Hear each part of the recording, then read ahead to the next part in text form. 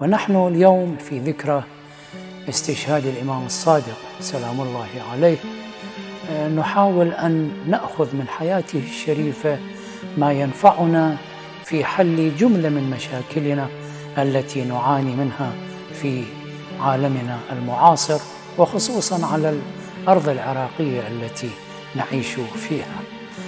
الدرس الأول الذي نأخذه منه سلام الله عليه هو حرصه على وحدة المسلمين والتأليف بينهم، رغم أنه عليه السلام وأجداده الطاهرين يشعرون بأن الأمة لم تنصفهم ولم تعطهم حقهم، وأنهم الأجدر بولاية أمور المسلمين.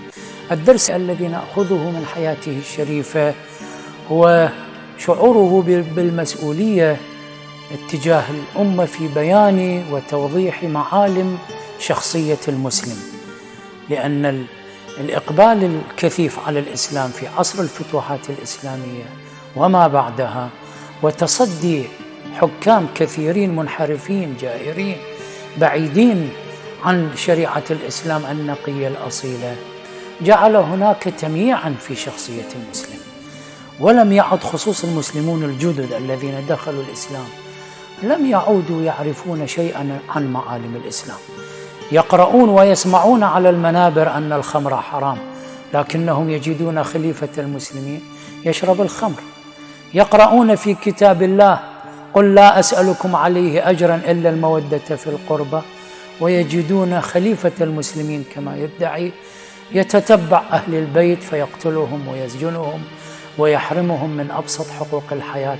هذا التناقض أوجب ابتعادا عن المعالم الصحيحة والسلوك النقي للمسلمين. فلذلك وجد الإمام الصادق عليه السلام من مسؤوليته أن يبين معالم صورة وشخصية المسلم كما يريده الله تبارك وتعالى.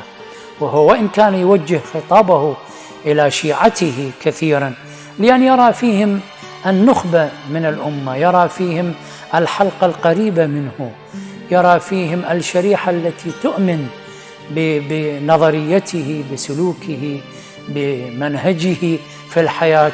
صح، وكان يوجه الكلام لشيعته، إلا أنه بالتأكيد كان يقصد جميع الأمة، لكن لهذه الخصوصيات هو كان يوجه كلامه لشيعته.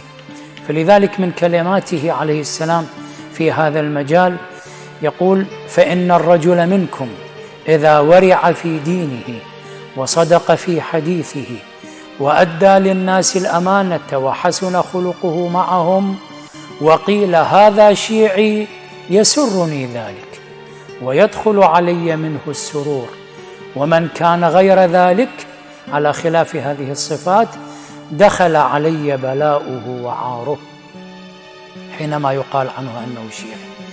وقال عليه السلام: والله ما شيعة علي إلا من عف بطنه وفرجه وعمل لخالقه ورجى ثوابه وخاف عقابه